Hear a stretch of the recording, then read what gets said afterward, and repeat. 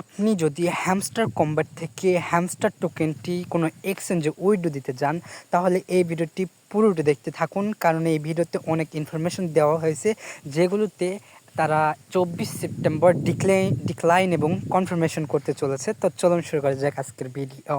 তো প্রথমে যে কাজটি করবো, আমি বাইন্যান্সের উপর যদি ক্লিক করে দিই, তো এখানে তারা কিছু একটা ক্রাইটেরিয়া দিয়েছে। তো এখানে দেখতে পাচ্ছেন 3টা ক্রাইটেরিয়া অপশন দিয়েছে। তো এইগুলো কি? তো এখানে প্রথমে যদি আপনাদেরকে দেখাই, এখানে তাদের যে ডিপোজিটটা সেটা শুরু হয়েছে 13 সেপ্টেম্বর থেকে। তো 13 সেপ্টেম্বর থেকে এটা এন্ড হয়ে যাবে আপনাদের 21 সেপ্টেম্বর, অর্থাৎ 13 থেকে 21 সেপ্টেম্বরের মধ্যেই কিন্তু আপনাকে এই উইথড্রটা করতে হবে। এরপরে কিন্তু উইথড্রটা করতে পারবেন না।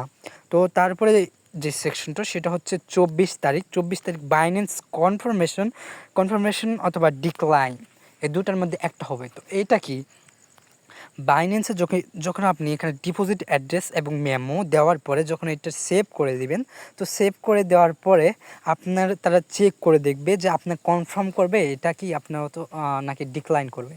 তো এখানে যদি তারা কনফার্ম করে তাহলে আপনার উইথড্রটা সাকসেসফুলি হয়ে যাবে। অথবা যদি আপনার আইডিতে কোনো যদি সমস্যা থেকে থাকে, যেমন ধরে থাকেন আপনি যদি চিট করে থাকেন, তো সেক্ষেত্রে তারা আপনাকে ডিক্লাইন করে দেবে, আপনাকে এয়ারড্রপ থেকে টোটালি আনএলিজিবল করে দিবে।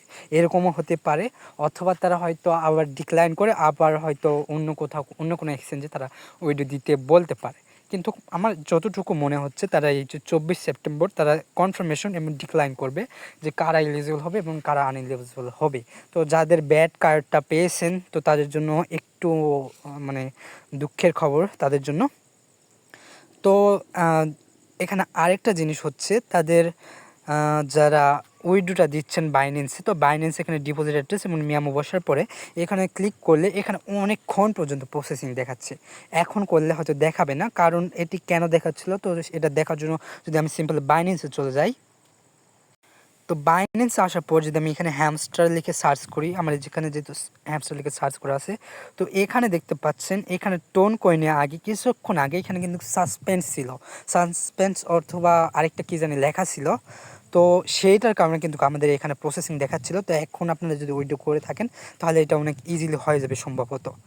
তো তারপরে আরেকটি যেটা আছে সেটা আপনাকে মাথায় রাখতে হবে, সেটা হচ্ছে আপনি যদি after choosing you can not change withdrawal option, অর্থাৎ আপনি যে এক্সচেঞ্জটা চুজ করবেন সেই চুজ করা অ্যাড্রেসটি ছাড়া আপনি পরবর্তীতে যদি চেঞ্জ করতে যান, কোনো যদি ভুল হয় এতটুকু পরিমাণ চুলটুকু পরিমাণ ভুল হলে কিন্তু আপনি পেমেন্ট পাবেন না, এবং যদি ভুল হয়ে থাকে অলরেডি তাহলে কিন্তু আর আপনার চেঞ্জ করার কোনো অপশন থাকবে না। সো কেয়ারফুলি একটু উইথড্রটা করে নেবেন। তো আজকের ভিডিও এতটুকুই। তো এই 3টি জিনিস মাথায় রেখে উইথড্রটা করবেন। তো আজকের ভিডিওতে এতটুকুই ছিল। নিত্য নতুন সব আপডেট পাওয়ার জন্য আমার চ্যানেলটি সাবস্ক্রাইব করে পাশে থাকা বেল আইকনটি ক্লিক করবেন সবার আগে আমার ভিডিও পাওয়ার জন্য। এবং অবশ্যই আমাদের যে টেলিগ্রাম চ্যানেল আছে সেখানে আমি সব ধরনের আপডেট দিয়ে থাকি, সেখানে অবশ্যই সেখানে জয়েন হয়ে যাবেন।